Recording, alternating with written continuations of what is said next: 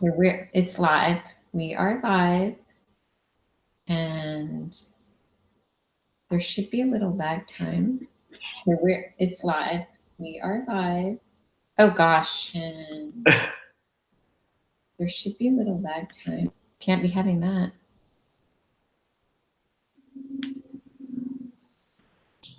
All right.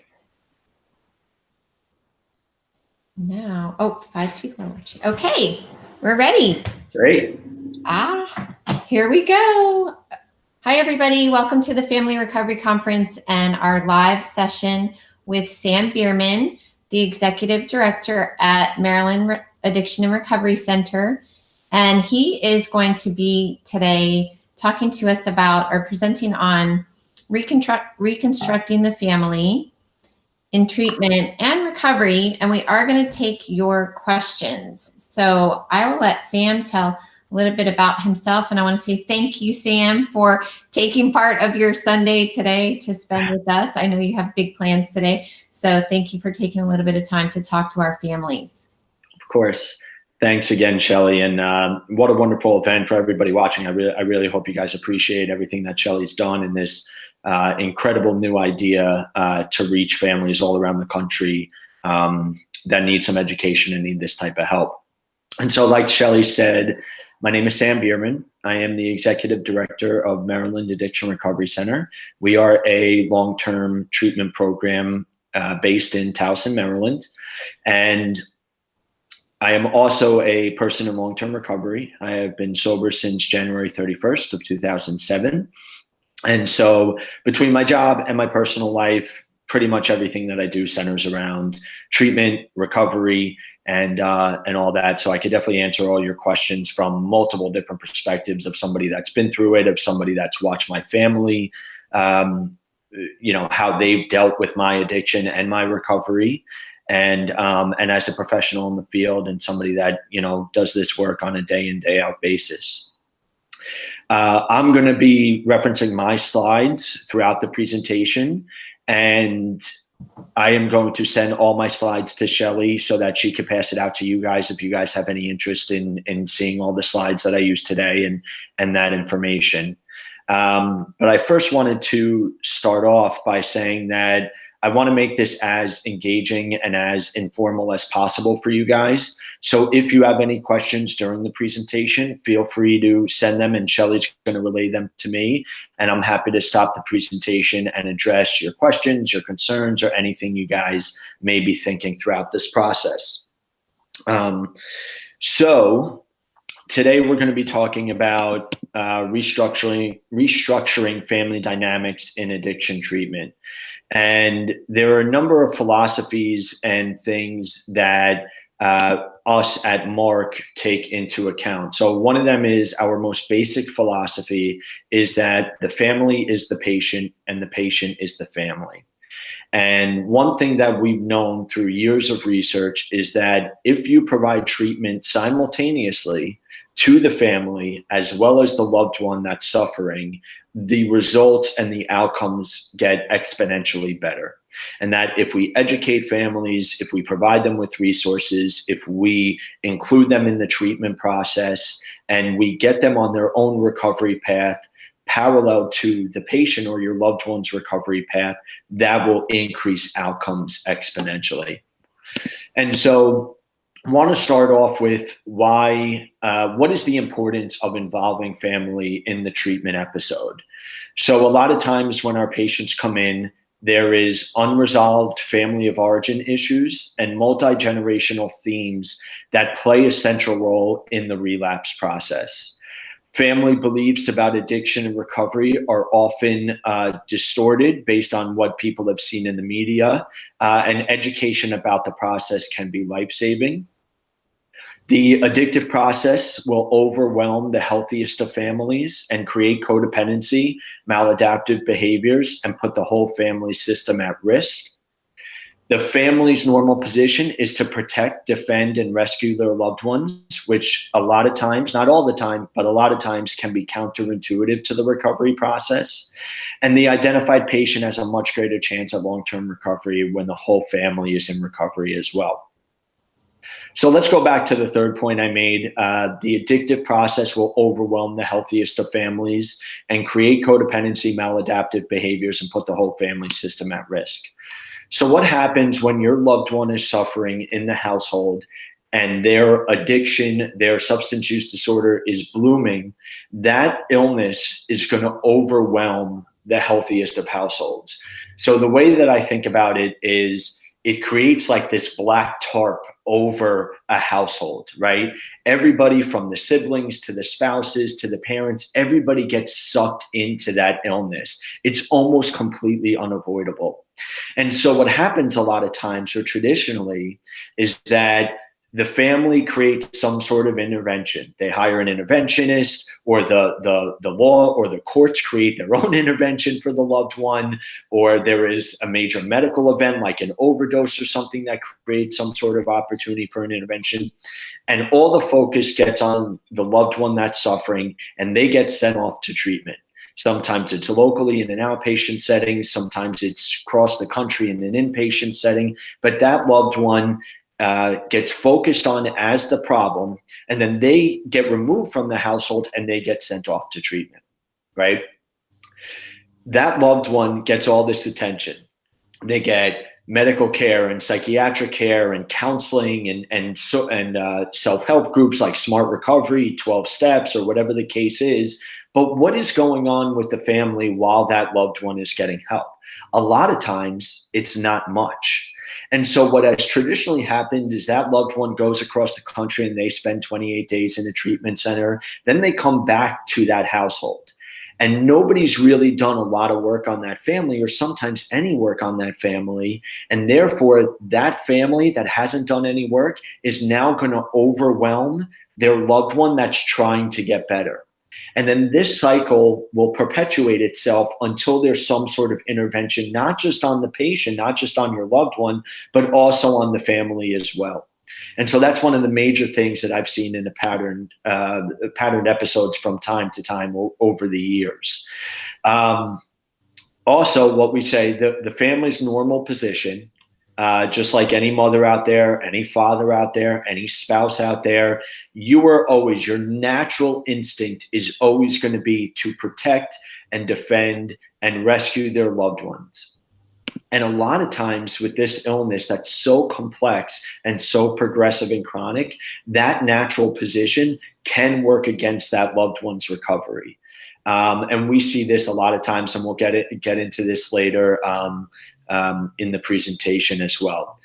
But for now, I want to talk to you guys about like what family treatment looks like across this country. And when you get my slideshow, you'll see that I've broken this down into 3 separate sections. So throughout the country, throughout our 15,000 treatment centers, I broke it down into 3 groups of what family treatment looks like. The first group is when there's 0 family involvement in the treatment episode. And unfortunately, an estimated less than 30% of treatment centers have any family involvement in treatment or actual family programs. That means that 70%, around 70% of treatment centers across the country are not involving the family whatsoever. A lot of those treatment centers have the belief that the recovery process is solely the responsibility of the identified patient or your identified loved one.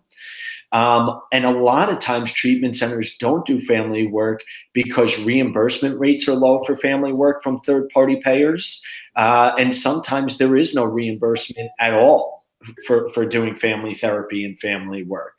And therefore, a lot of treatment centers don't offer it.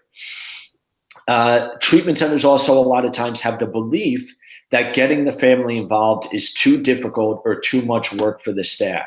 So a lot of that belief comes from the fact that HIPAA is in place. And if you are treating adults, they technically have the right not to sign a release to talk to family members. But at Mark, we've developed certain ways that no matter what the reason is, we have a 99% success rate of getting a loved one to sign a release of information for at least one family member. And so HIPAA, if you're savvy enough in the treatment field, you know the ways to get patients and create a value proposition to them of why family involvement is so necessary in their recovery. A lot of times, truthfully, it comes down to when we're treating young adults and they say, mom's been on my back for years, dad's on my back. They want to control everything from, these are some of the things that we hear. They want to control everything and I don't want them knowing anything. And the value proposition that we create for them, we say, look, the reason we're involving your family in the treatment episode is not to tattletale on you. It's not to tell the family, just giving them progress updates of, oh, Johnny is attending group or he isn't attending group. We say, look, we need your family to get well too. If you want your mom off your back or your dad off your back, or you want to become an actual adult and really thrive, and we want to create a healthy relationship between you guys, then we need to involve them so we could offer them the help. But we promise them that if they don't allow that, then they're going to return home at some point, and it's going to be the same relationship that they don't like that they've had before. So we really try to create a value proposition for our patients in that way. The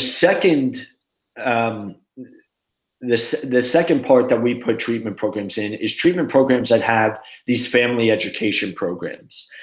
Traditionally, family education programs are done usually on the weekends between, anywhere from 1 to 3 days. They have the goal of educating families on the disease of addiction. Usually, a lot of the groups that are centered in those family education programs are psychoeducational groups with little to no process or actual in-depth family work being done.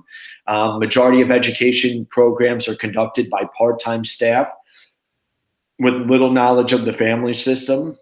I will give you guys some personal experiences throughout this as well. So the first ever time I went to treatment, I went to an inpatient center and I was there for about 2 weeks, and they had a family education program on the weekend. And my family comes up and they asked me to go into this group room, and I go into the group room. There's my family sitting there with a therapist that was working part-time at that treatment center that I had never met before, that I had no idea what they knew about my family or anything. And immediately, the second I walk in the room and I see this woman, my guard goes up completely. I become extremely defensive, and very little work got done in that.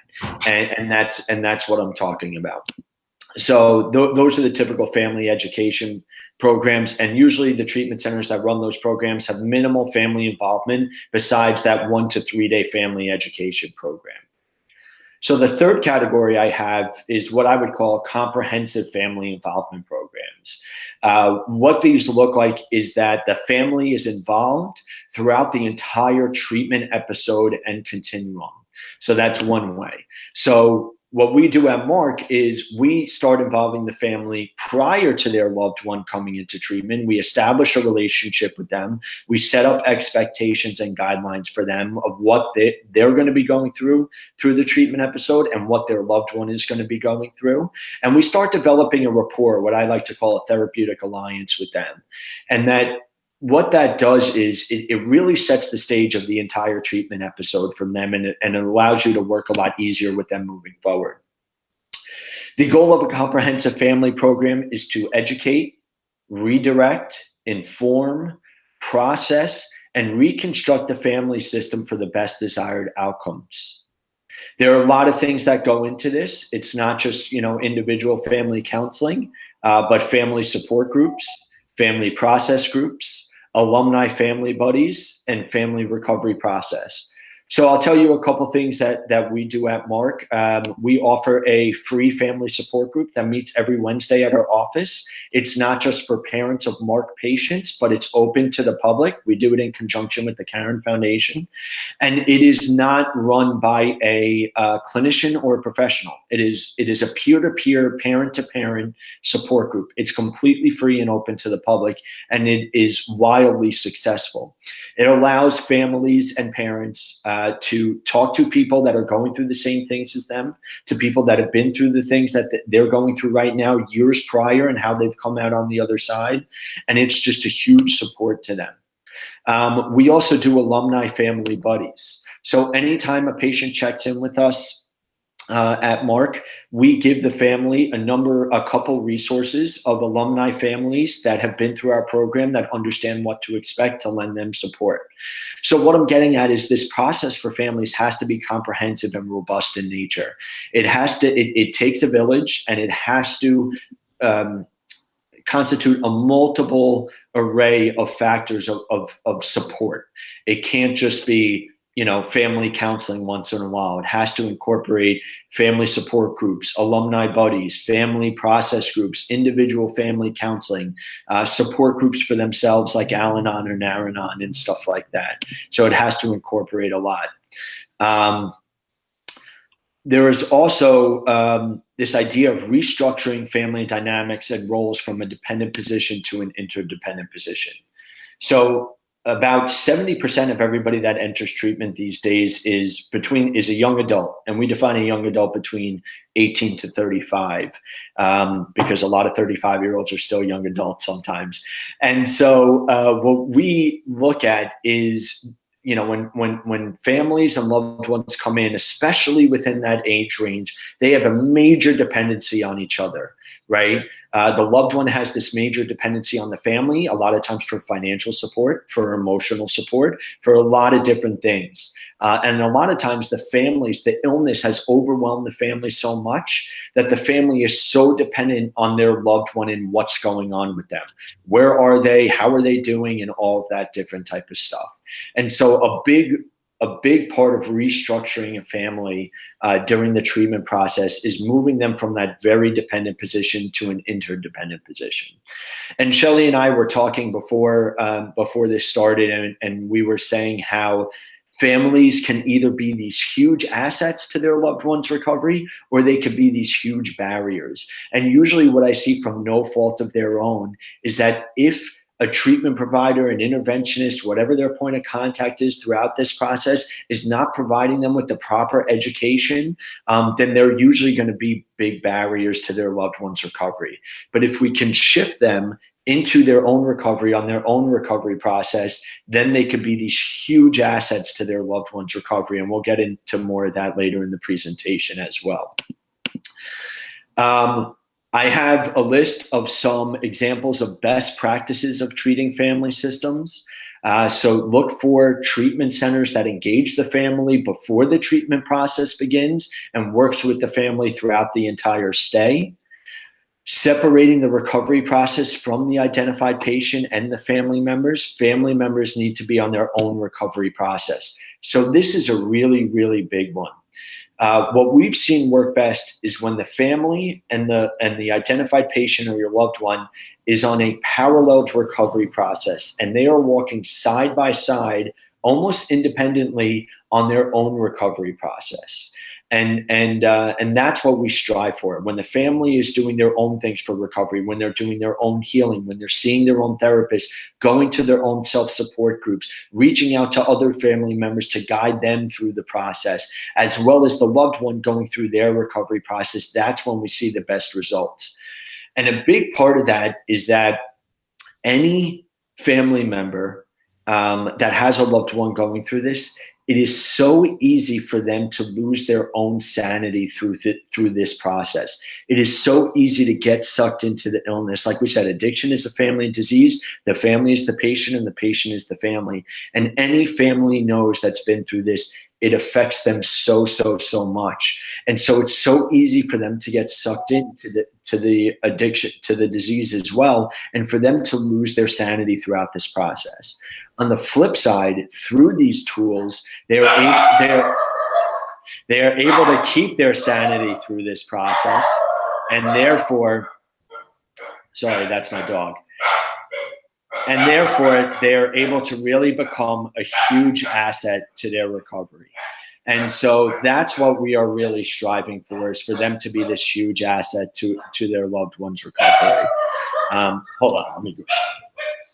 So she's not so distracted. So there we go. So we are really trying to get the family to move to a onto their own recovery process, and that's a big part of it. The family is the patient is the family. Also, family follow-up after a treatment episode ends, which is really, really important. A lot of the really strong work that a family is going to do is going to happen after their loved one is out of treatment. While their loved one is treatment, they're under structure. The treatment center has some control with them, right? And all that stuff.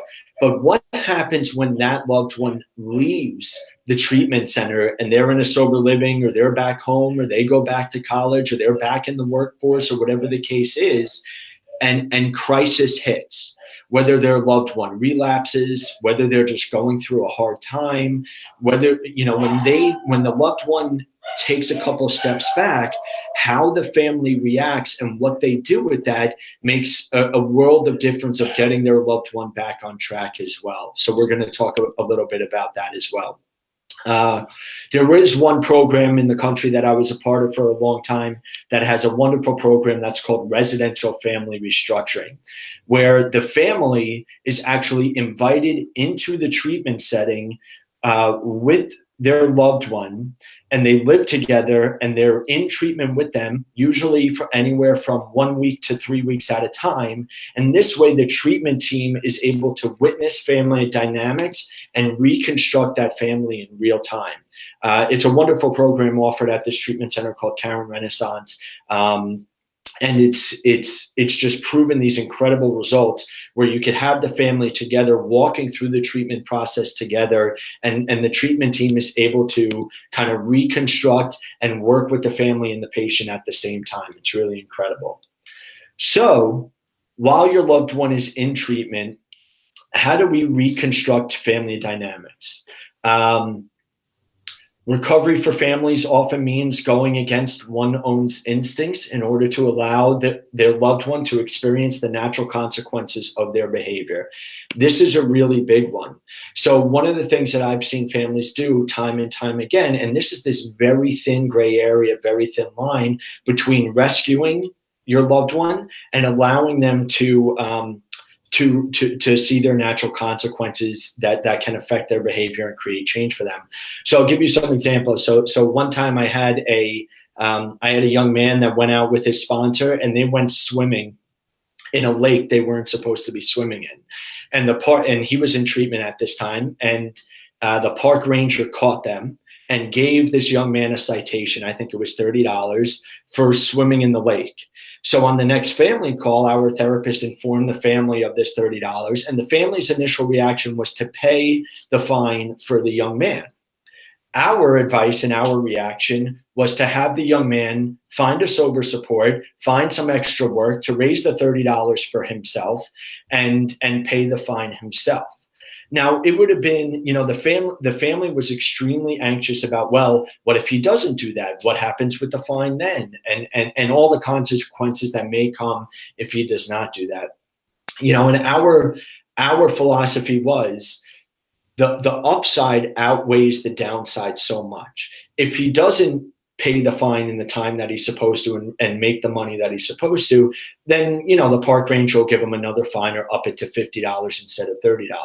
But the upside of empowering him, that he knows that he can go out and he could find some work and he could raise the money and pay this off himself, has a huge empowerment upside to what he then knows he can do for himself.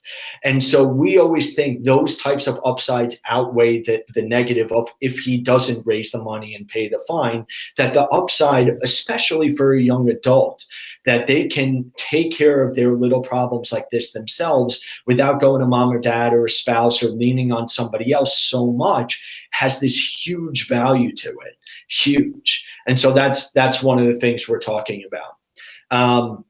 Boundary setting is a big one when we're reconstructing family dynamics. We're going to get into boundary setting a little later, and I'll give you guys a lot of examples of that. Challenging dependent and enabling behavior and roles.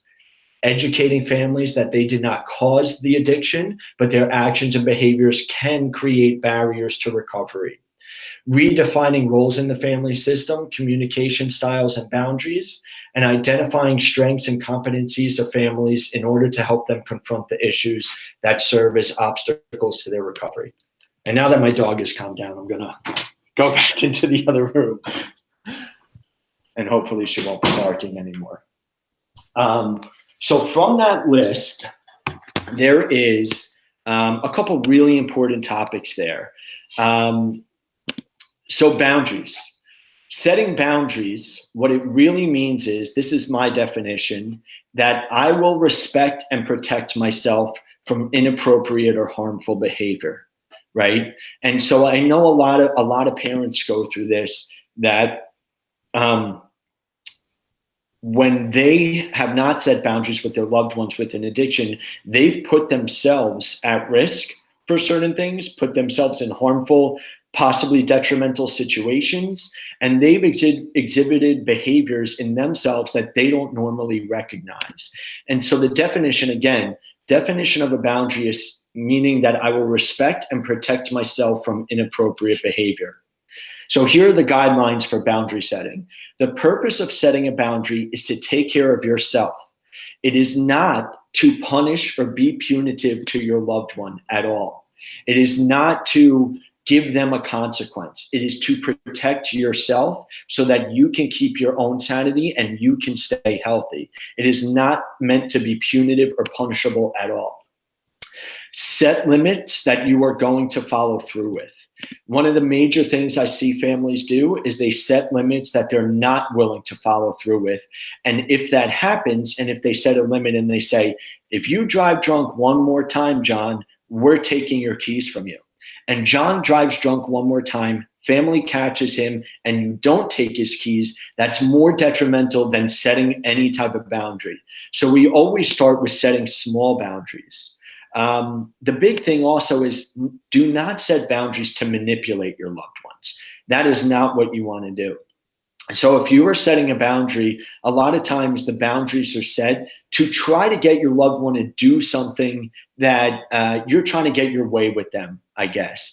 And that usually doesn't work. So you don't want to set boundaries to manipulate. Again, you want to set boundaries to protect yourself and to keep your own health and your own sanity, right? And we'll get into more detail on that too. A lot of families are very fearful to set boundaries due to a fear of abandonment. This is why the support of clinicians in a program is vital. So whenever we talk to families about setting boundaries, we always talk about starting small. So for instance, we had a family at one time where mom and the son were extremely enmeshed, extremely.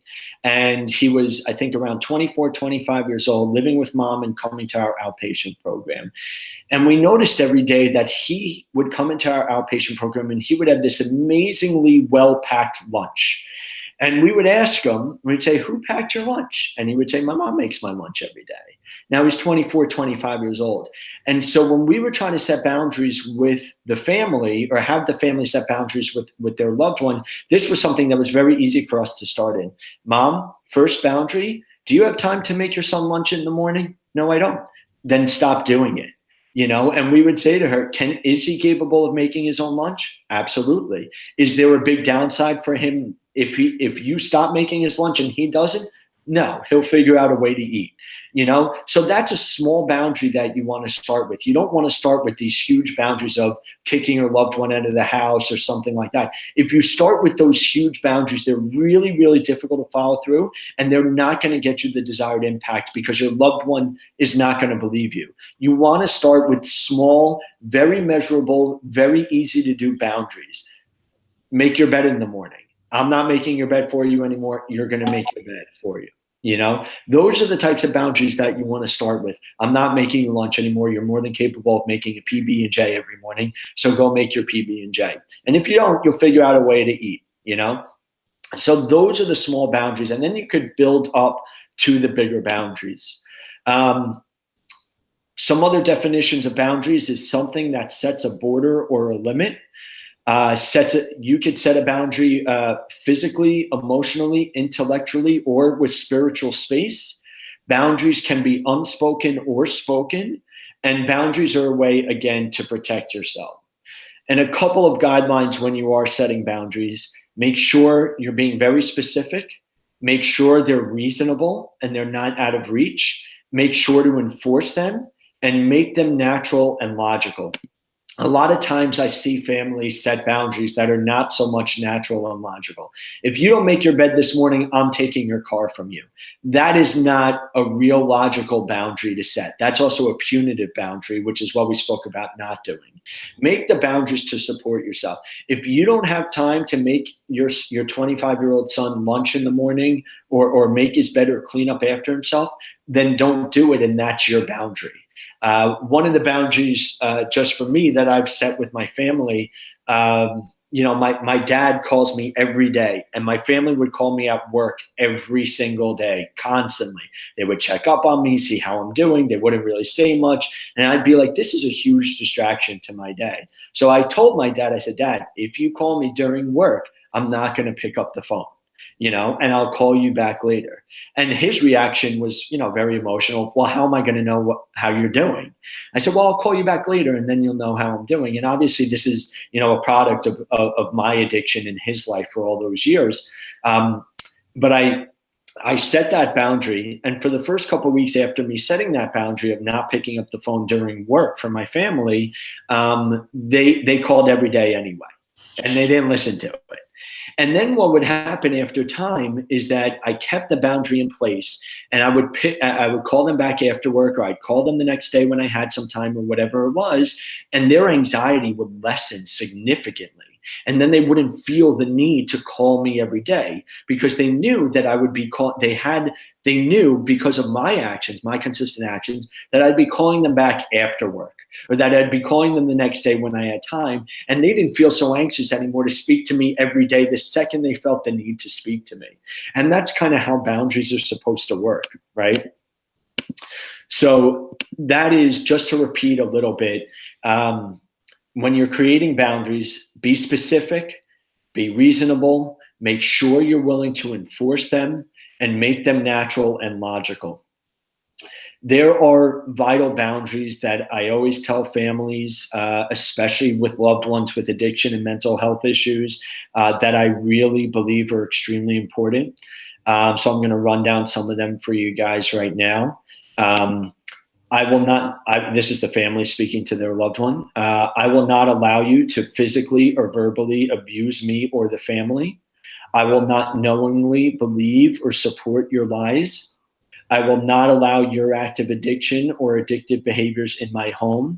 I will not rescue you from the consequences of your behaviors. I will not finance your addiction or addictive behaviors. If you want to act that way, that's your business. You can't do it in front of me. You must leave, or I will walk away. You can ruin your fun, your day, or your life. I will not allow you to ruin my fun, my day, or my life.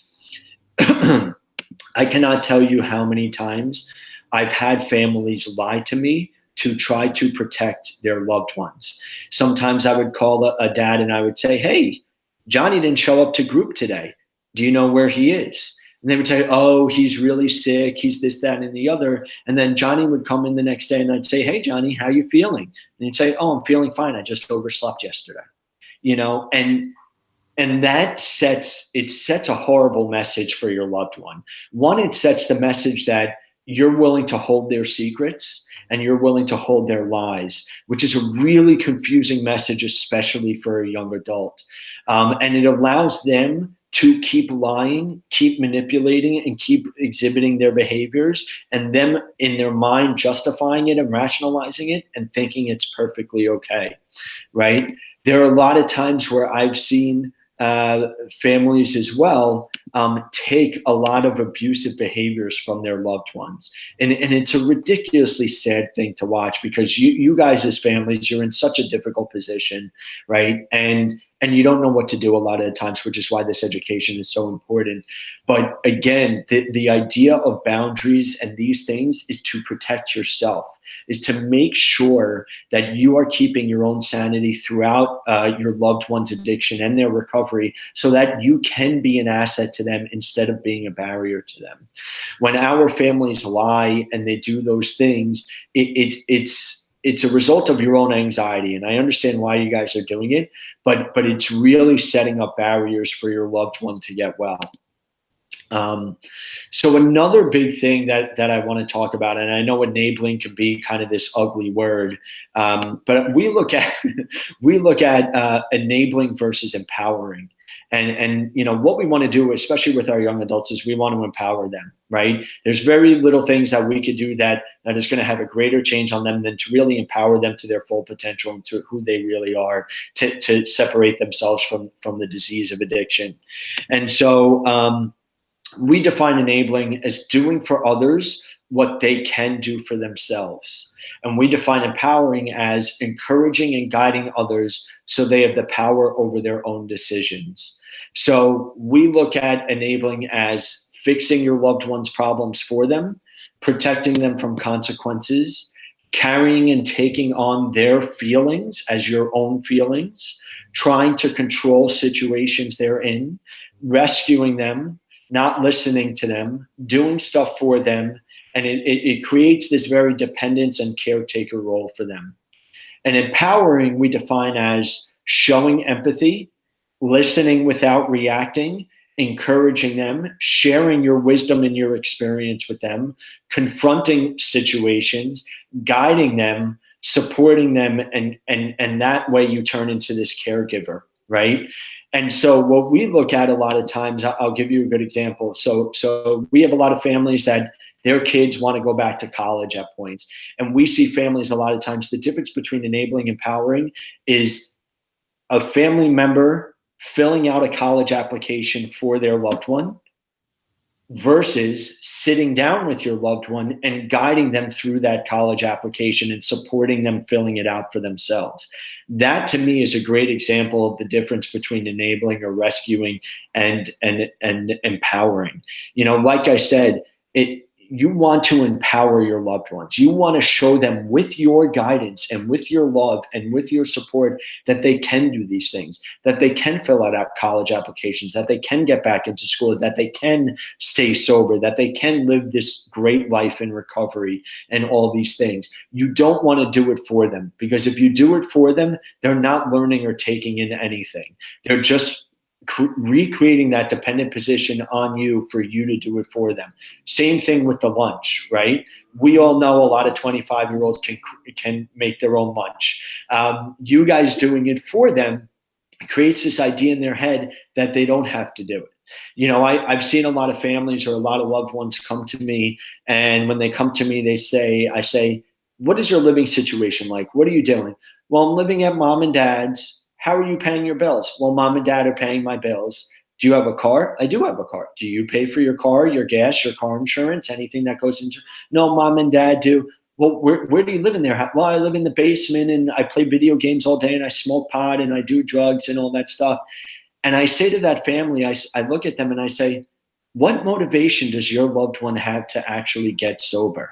If all their bills are taken care of, if they don't have to do anything, if they have free rent, free cooked meals, throughout the day, what motivation do they have for change at all? And a lot of times they don't.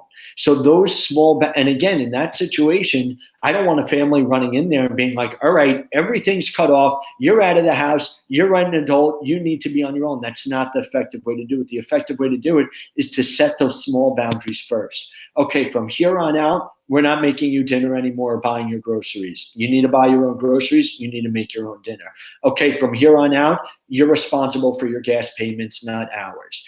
Don't jump to this huge 0 to 100 boundary setting because rarely is it ever going to be effective.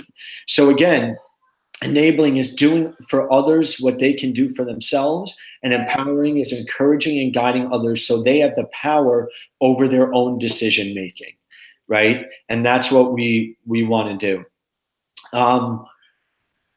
So I do want to jump into a little bit of like the history of the last 40 years of how we kind of got to where we are. Of what we're seeing today is more young adults than ever are suffering from the disease of addiction and mental health. more young adults than ever are suffering in that they are having a really hard time jumping from adolescence to adulthood. And so I want to get into the history of a little bit to how we got this way. One of the big things is that what we realized is that the tolerance for pain of our youth is the lowest it's ever been in this country. And I'm not just talking about physical pain tolerance. The majority of what I'm talking about is emotional pain tolerance. And I'll give you an analogy. Somewhere in the 1990s, we decided, or the early 2000s, we decided that we didn't want to have any more skin knees on playgrounds anymore. And too many kids were getting hurt. So what we decided to do is we decided to pad with a nice soft cushion every playground in America, or the majority of playgrounds in America.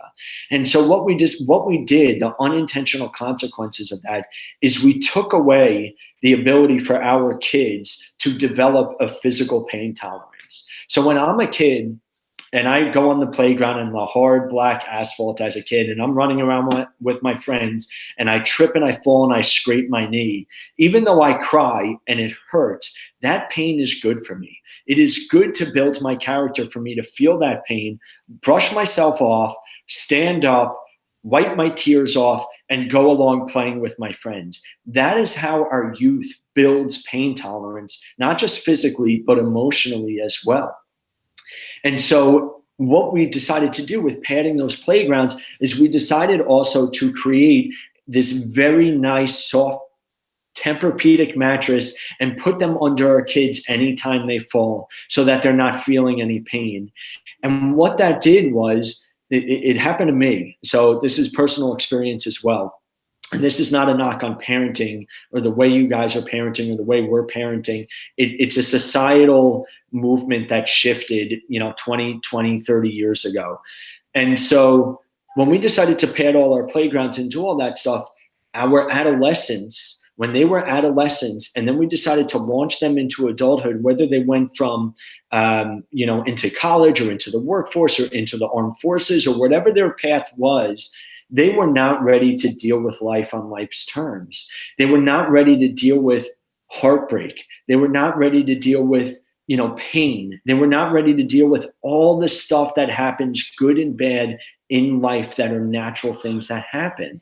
And therefore, they want to numb out the pain as quickly as possible. And therefore, opiates are extremely, extremely attractive to them.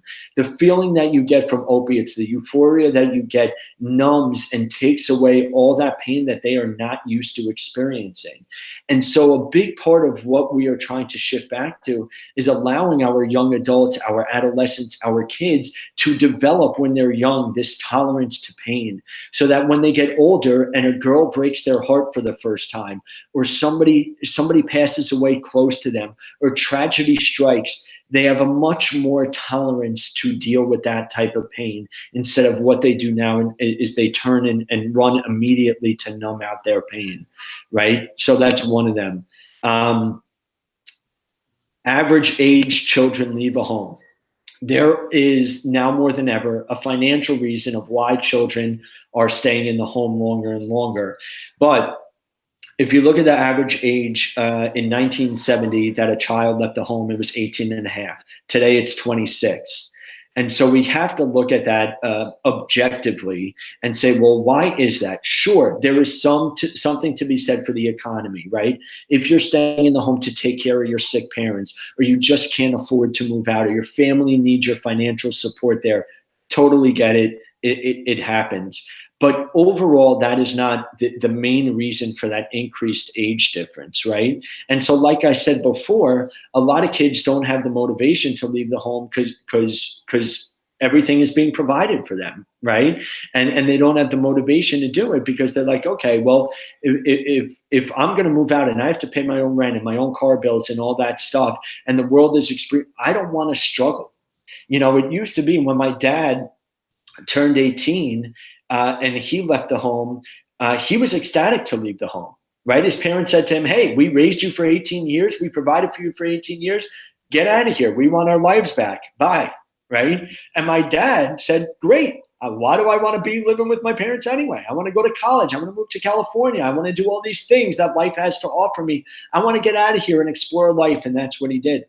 And my grandparents said, great, because we want our lives back. Come back and visit Christmas time, or Hanukkah time. And that was the mindset that a lot of people had at that time. And my dad and my mother, when they did that at 18, they really struggled, right? When my mom worked so that they could pay for my dad's undergrad and graduate school. And then my dad worked to pay for my mom's. And they didn't live a lavish life by any means. And they struggled a lot to, make that happen. But it built a lot of character for them, and it set the course for the rest of their lives.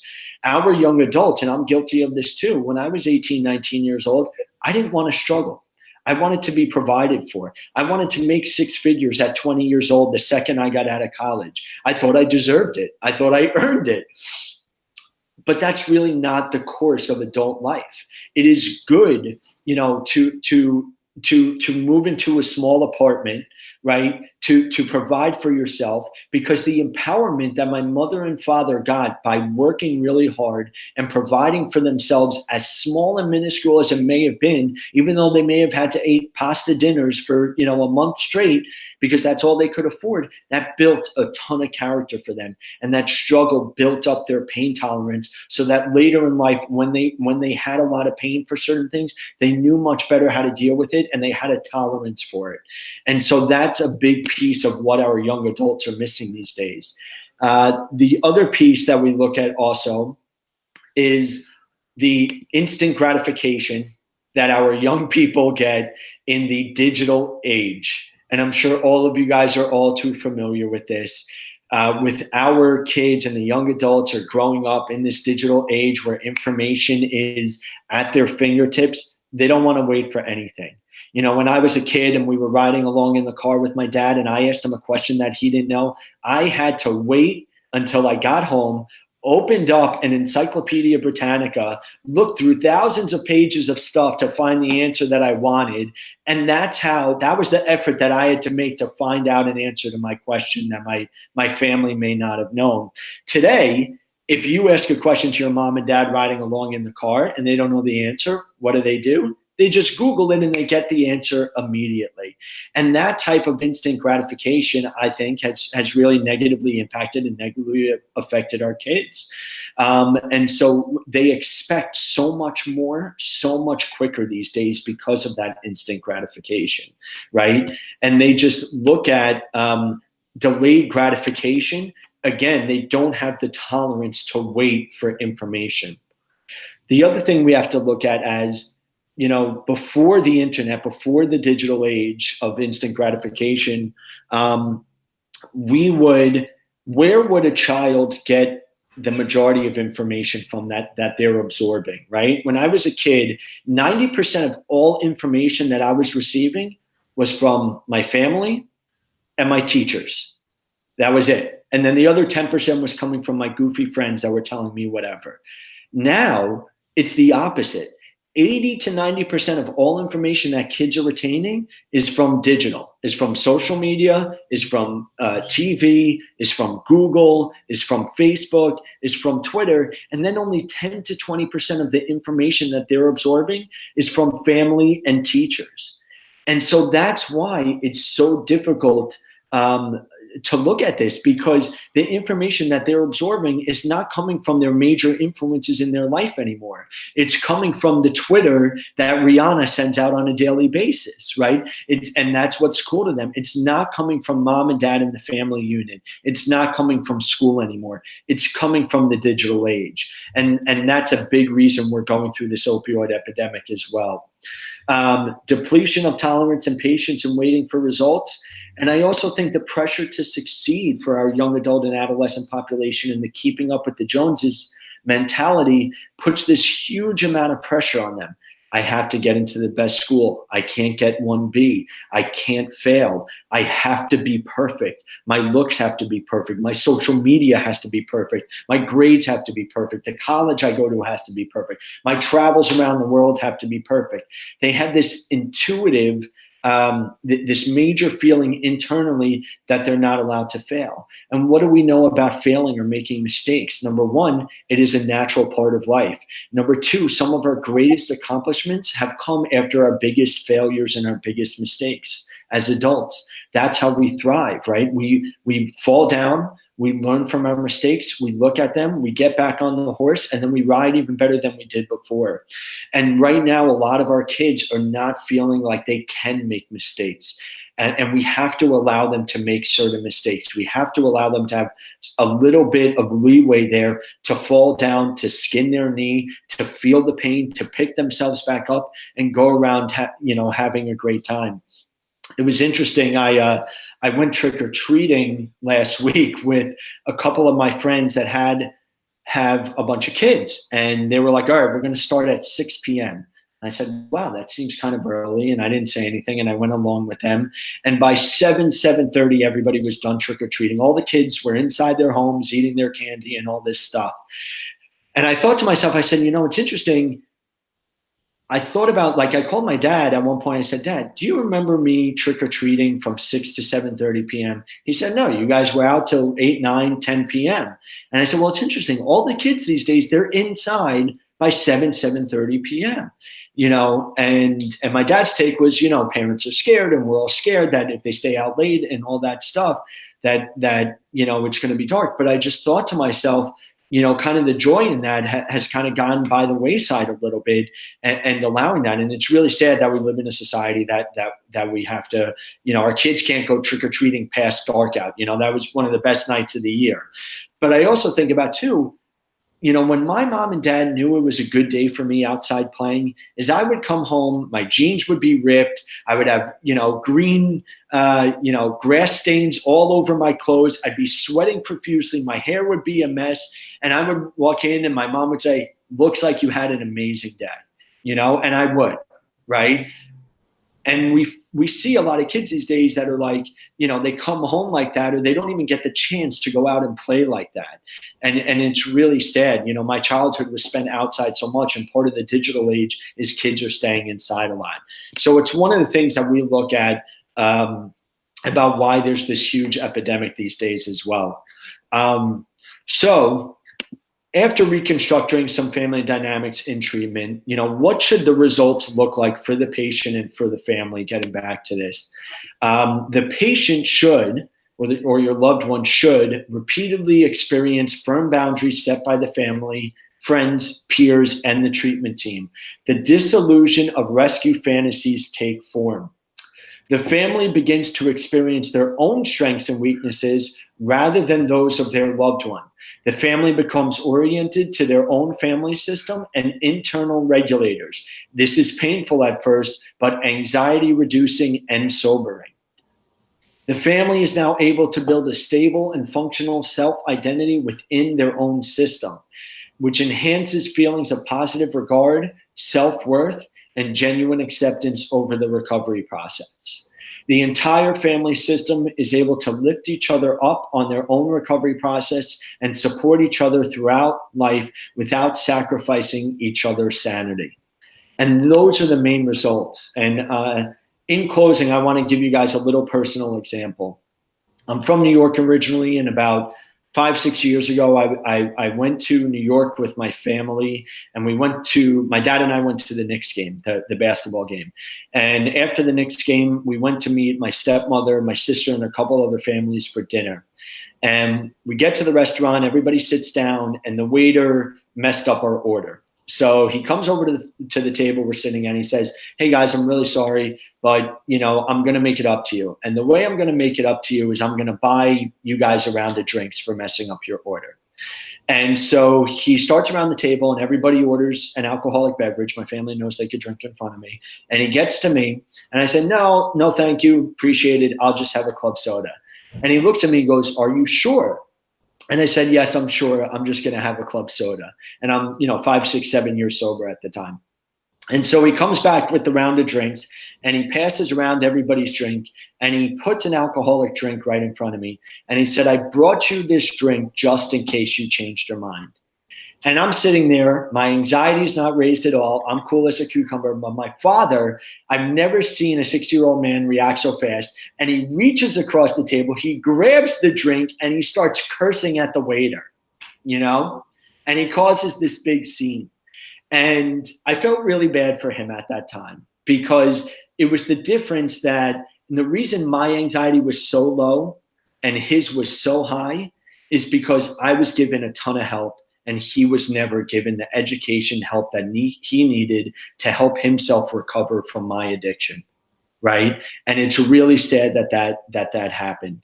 But that is a huge example of somebody that is working a recovery process versus somebody that's not and has not been given the tools necessary. And so there are multiple examples of that through my sobriety that I talk about.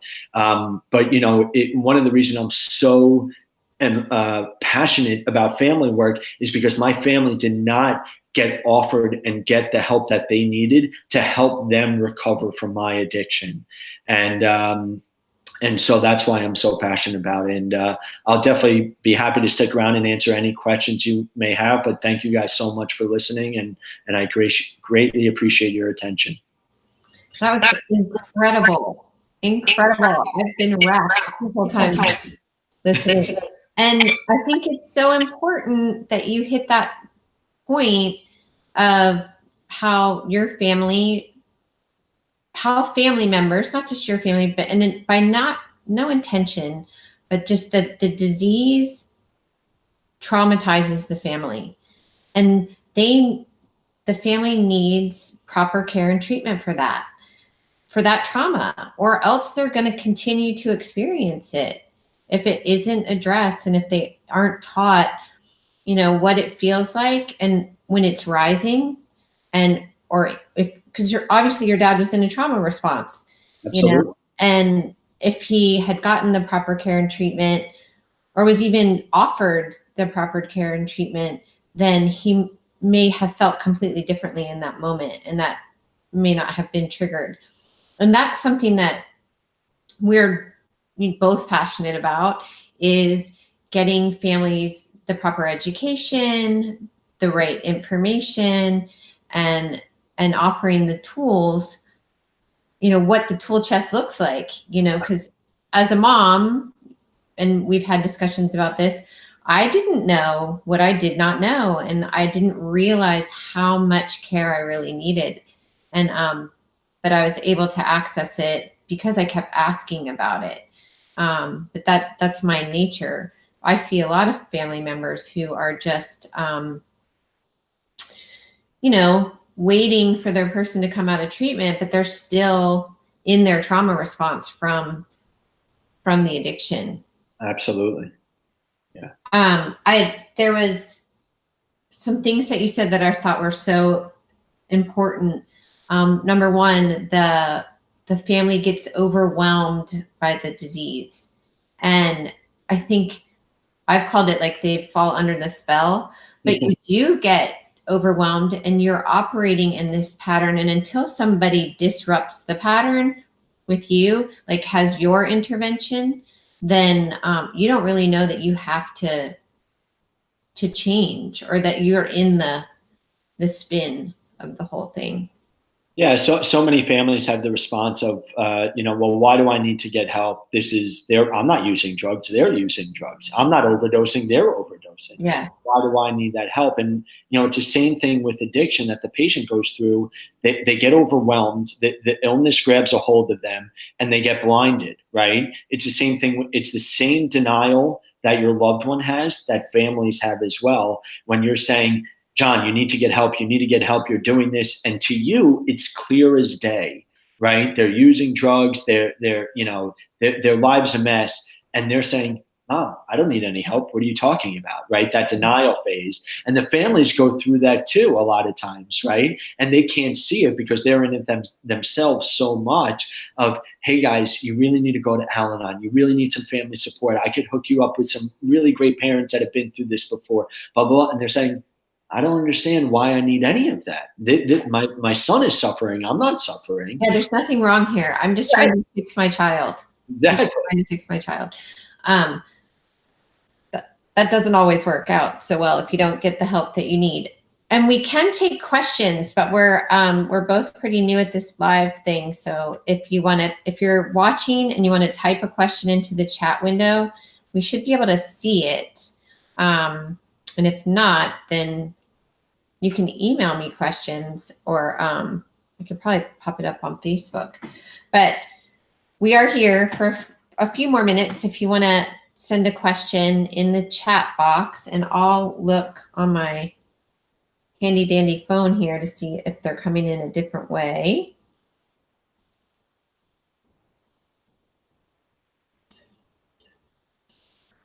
And we have a little bit of a lag, so that might be why we might have a little lag on questions. Okay. There was something else that you said about, that was a good way to draw the picture of creating resiliency. You know, with the, you know, sometimes we fall down, we don't know what to do with the pain because we're not falling down enough and skinning our knees enough anymore. We're not developing the kind of resiliency that's needed in this different environment that we're in. And to your point that this is a different environment than when we were younger, the drugs are different. Absolutely. Yeah. Like the marijuana is different. It's not the same potency as it was when we were, you know, in the 60s, 70s, 80s. Yeah, it's the game, the drug dealing game has definitely gone up a couple notches. The potency has gone up a couple notches. It's really, really difficult these days. You know, I guess when I was using, and you know, we didn't hear about a lot of overdoses. There just weren't. It was either you got arrested, you ended up in some sort of rehab, but not a lot of overdoses. Yeah. And I think we were using just as much, just the potency was a lot different. And you know, on the drug dealing side, it seemed like more of a business when I was using. They didn't want us to die. They wanted us to keep coming back for more. That's how drug dealers made their money. Yeah. Now it doesn't really seem like anybody cares. That the potency is just so great that, you know, it's ridiculously sad to watch and heartbreaking to see what's going on. But it's a different game. The game has definitely been upped since I was a kid, for sure. And we have to recognize that the drug dealers are not necessarily drug dealers. They're Right. prescribed medications, and it's very easy to get a lot of that medication sometimes, especially, you know, the way the opioids were distributed, and then now Xanax and the benzodiazepines. Yeah, so I don't know if you know this or if anybody does, but do you know how many countries in the world allow pharmaceutical companies to advertise directly to consumers? 2. And we're one of them. New Zealand and us. And it's made, you know, it's been a huge part of this problem, you know, because now people go into the doctor and they're telling the doctor what they need. Right. And saying, well, I saw this on TV and I have all the symptoms they listed on TV. So that's what I need. You know, it's taken a lot of the decision making out of the experts' hands with the prescribing. There's definitely been a lot of cases of reckless prescribing. There's no doubt about that. But it's a combination of all this stuff of reckless prescribing, as well as consumers being much more informed due to the pharmaceutical companies targeting us directly. Telling us that's what we need. Like, we need these things to survive or thrive in this environment that we live in. Yeah, I mean, you know, working in the treatment field and being around medical for a long time now, when I see pharmaceutical commercials, I know a lot of those drugs front and back. And I see what they say on there, and I'm like, you know, 70% of what they're saying on there is just not true. Right. Of what they're used for, what they should be used for. And, you know, it's ridiculously disheartening that we still allow pharmaceutical companies to take a hold of our society like that and use us in that way just to make money. And I think that a lot of parents, you know, are are led down a path that the only way to treat certain situations that are going on with their children is through medication. And perhaps, we aren't looking enough at environment and the pressures that they're under, and other ways to express themselves. Shelly, I just got a text from someone watching saying there are a couple questions in the chat box. Okay. They're not in our chat box, so let's figure out the questions. Maybe your text person would like to moderate and send us the questions. Okay. Is it Molly? Ask her to send us the questions. It is not. It is my friend Joshua. So, Joshua, send us the questions, please, via text to Sam, and then I will see if I can find them in our little hangout here. Thanks for your patience. All right. So, great question. So Val asked, I think, a two-part question. Number one, what is the difference between detaching with love and tough love? Very good question. Very good question. Second part to that question, if you detach with love, what is the time period? Is it only when they are actually drinking or longer? Two very, very good questions. What is the difference between detach with love and tough love? So I think the difference is, and what I've seen is tough love, like I spoke about with boundaries, uses consequences and punitive punishments to detach. Just like we spoke about with boundaries, you want to detach to protect yourself, right? You don't want to detach to manipulate your loved one, to punish them, or to give them consequences. Detaching with love is to protect yourself, and the consequences that they face are going to be the natural consequences that they experience in life and with their illness. So I think that is one of the big determinations of how to separate the natural consequences that they experience in life and with their illness. So I think that is one of the big determinations of how to separate the natural consequences that they experience in life. If you detach with love, what is the time period? Is it only when they are actually drinking or longer? So if you do detach with love, the time period is definitely a case-by-case situation, but we usually say that you wait to see certain progress before re-engaging with your loved one. So if you're detaching with love and you're saying, hey, we're providing you with this treatment option, and until you accept the help that's given to you, we're going to have to detach from you. Then once they accept the help, then you could start re-engaging with professional advice. So there are a lot of questions, so I'm sorry if I'm not going really in depth, but I really want to get to everybody. So the detached part? Yes.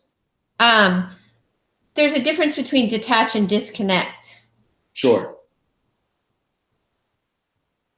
Are you asking me? Yeah, when you say detach, it means like not being totally emotionally absorbed into the situation, but perhaps still staying connected and loving, right? Absolutely. Shelly's 100% right. Detach and disconnect are two very different things.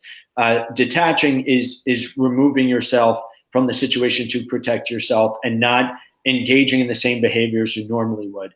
Disconnecting is just a full disconnect. You can detach with love and still remain connected to your loved one. You are just not engaging in this.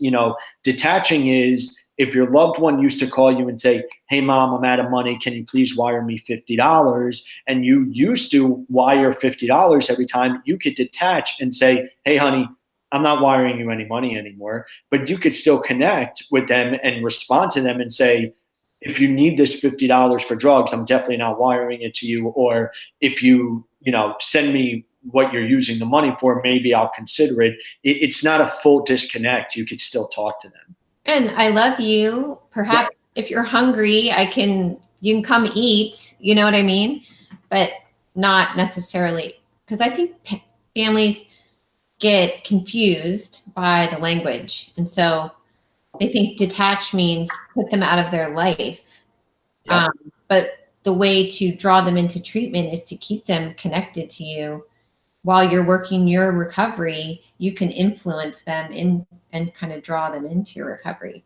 So you're detaching from the emotional engagement of it, but not disconnecting and saying, nothing.